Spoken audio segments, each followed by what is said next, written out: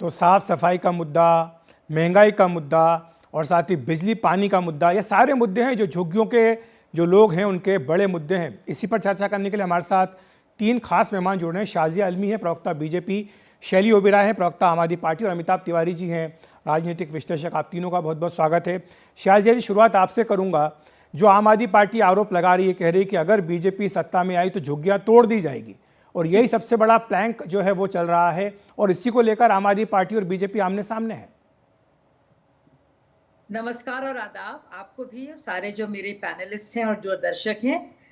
मोदी सरकार ने पीएम उदय योजना के तहत 1731 कॉलोनियों को नियमित करने की योजना बनाई थी। 5 साल से ज्यादा उसको हो गए हैं, और 40 लाख गरीब लोगों को घर बनाने की परियोजना अभी भी चल रही है।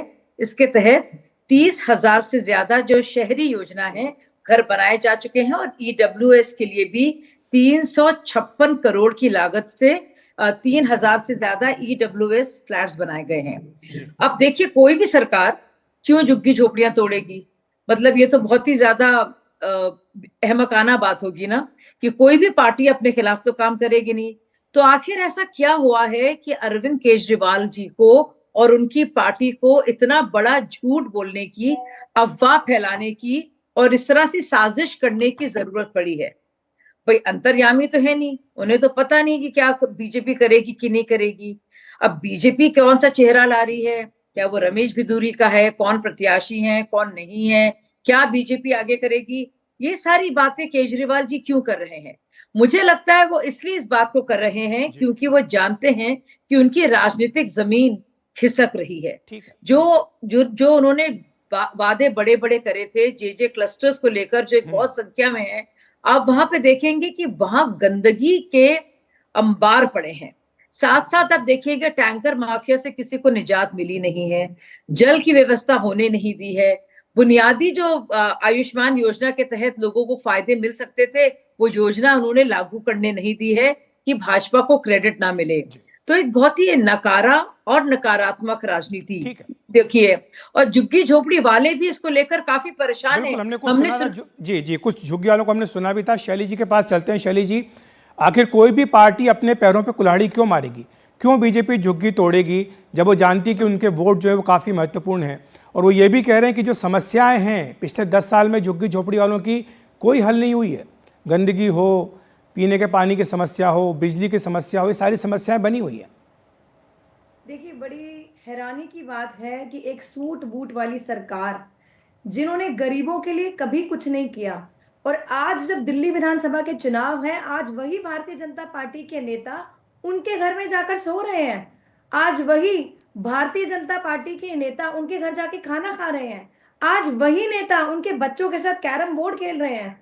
और सबसे बड़ी बात है, ऐसे लोग, ऐसे गरीब लोग जिनको भारतीय जनता पार्टी के नेता कीड़े मकोड़े समझते थे, अब दिल्ली विधानसभा चुनाव है तो ये वो हर धोखे की राजनीति उन भोले वाले झुग्गी वाले लोगों को ऐसे धोखा कर रहे हैं कि अब उनके साथ प्यार जो है उनका सारा उमड़ आया है।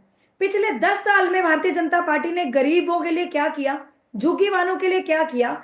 10 साल पहले भी शकूर बस्ती वाले इलाके में भारतीय जनता पार्टी ने बुलडोजर भेजा, जब अरविंद केजरीवाल जी ने जाकर उन झुग्गियों को तोड़ने से बचाया।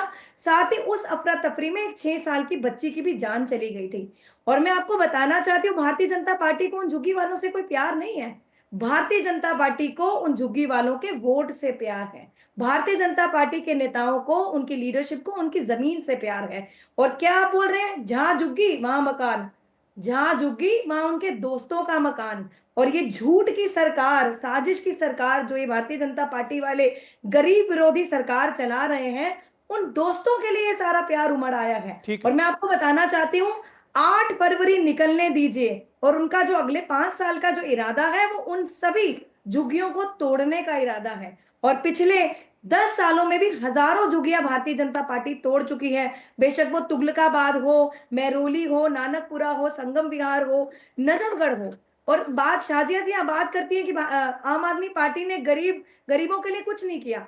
आम आदमी पार्टी तो है ही गरीबों की पार्टी। आम आदमी पार्टी ने फ्री बिजली, फ्री पानी, उनके बच्चों के लिए अच्छे स्कूल व्यवस्था करी, अस्पतालों के लिए अच्छे उनको मेडिकल फैसिलिटीज दी, मोहल्ला क्लिनिक खोले।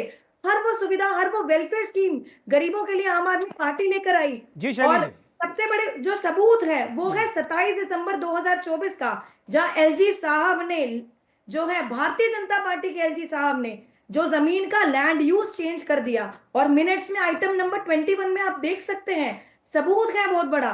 और 30 सितंबर 2024 को भी एक टेंडर रेलवे को दे दिया गया। उन भोले वाले गरीबों को, बेचारों को पता नहीं है कि भारतीय जनता पार्टी उनके नाक के नीचे, पीठ के पीछे कौन सी साजिश कर ठीक रही है, है। ठीक है आप शैली जी।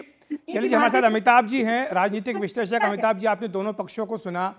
आप ये तो मानेंगे कि जो 15 लाख वोट हैं, अधिकांश वोट पिछले 2 चुनाव में आम आदमी पार्टी के साथ गए, लेकिन अगर थोड़ा भी स्विंग बीजेपी के पक्ष में अगर होता है तो दिल्ली विधानसभा चुनाव की तस्वीर बदल सकती है। जी, लगभग 11% मतदाता हैं झुग्गी झोपड़ियों में, और 15% आम आदमी पार्टी की लीड है वोट शेयर में, वोट शेयर टर्म्स में। तो बहुत ही क्रूशियल वोट बैंक है ये। एक बात जरूर हुई है पिछले 10 सालों में, जो आपने शुरू में दिखाया रिपोर्ट, उसमें भी झलक करके आई कि लाभार्थी वर्ग भी लार्जली यहीं पर रहता है। तो फ्री बिजली, पानी, मोहल्ला क्लिनिक्स और बेटर स्कूल्स, इन चारों चीजों का जो उपयोग ज्यादातर झुग्गी झोपड़ी में रहने वाले लोग करते हैं। एक बात जो साफ झलक रही है कि पिछले 10 सालों में लाभार्थियों की संख्या झुग्गी झोपड़ियों में कम हुई है, क्योंकि कई लोगों की यह शिकायत है कि उनकी फ्री बिजली के बिल्स अब नहीं आते, कुछ अमाउंट आता है, और पानी की भी समस्या है।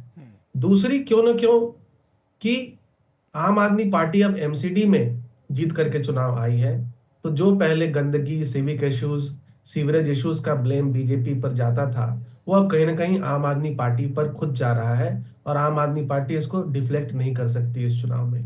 तो इसलिए इन दो चीजों की वजह से कहीं ना कहीं देख रहे हैं कि दोनों, आम आदमी पार्टी और भाजपा, इस वोट बैंक को लुभाने में लगी है, और ये वोट बैंक किंग मेकर का रोल जो है वो अदा कर सकता है। ठीक, शाजिया जी, आपके पास आना चाहूँगा। शैली जी को आपने सुना, एक के बाद एक आरोपों की झड़ी उन्होंने लगाई है, लेकिन आपसे मेरा प्रश्न दूसरा है। बीजेपी का घोषणा पत्र अभी तक आया नहीं है, क्या उम्मीद करें कि क्या वादे किए जाएंगे खासतौर से झुग्गी झोपड़ी और जर्जर क्लस्टर में रहने वाले लोगों से?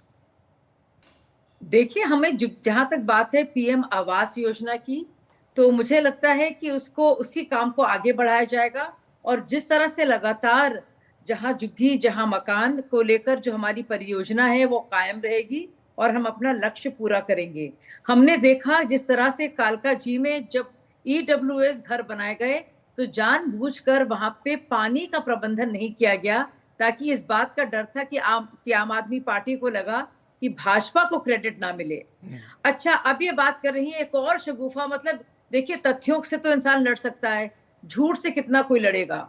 तो अब मैं कह दूं कि ये लोग तोड़ने की प्लान बना रहे हैं, मैं एक और कोई पर्चा निकाल लूं, तो उससे देखिए बात बनती नहीं है। द वेरी फैक्ट कि ये लोग इतने घबराकर इतना झूठ बोल रहे हैं, और जब एलजी साहब के स्पष्टीकरण के बाद भी कि ऐसा कुछ है नहीं, तो साफ जाहिर है उन्हें कहीं डर है। और मुझे भी लगता है कि जो जे क्लस्टर एरियाज हैं, जो काफी संख्या में हैं, हर एक जगह हैं, वहां पे एक मायूसी है इनके काम को लेकर।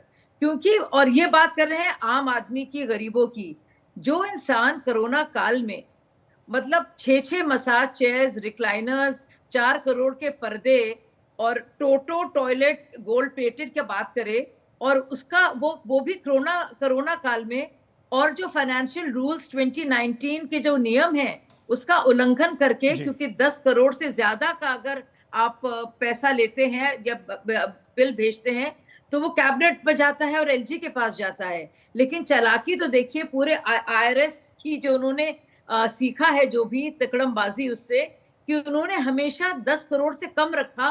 और ऐसे शाजिया जी, माफी चाहूंगा, मेरे पास समय की कमी है, मुझे शैली जी का जवाब इस पे लेना होगा। शैली जी, आपका संक्षेप में जवाब, और आपके क्या वादे रहेंगे झुग्गियों में रहने वाले लोगों से, संक्षेप सबसे पहले तो ये मिनट्स की कॉपी है जो एलजी साहब ने जो 24 दिसंबर को जो मीटिंग करी, जिसमें ये लैंड यूज कन्वर्ट हुआ। साथ ही वादा तो ये है, देखिए, डीडीए किसके पास है? भारतीय जनता पार्टी के पास। एलजी किसके हैं? भारतीय जनता पार्टी के। सेंटर किसके हाथ में है? भारतीय जनता पार्टी कम से कम बिजली, पानी, सफाई पे तो आप वादे कर सकते हैं।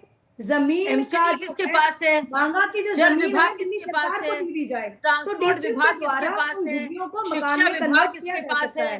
पर कहीं ना कहीं भारतीय जनता पार्टी की मंशा एक ही है, वो है वोट की राजनीति।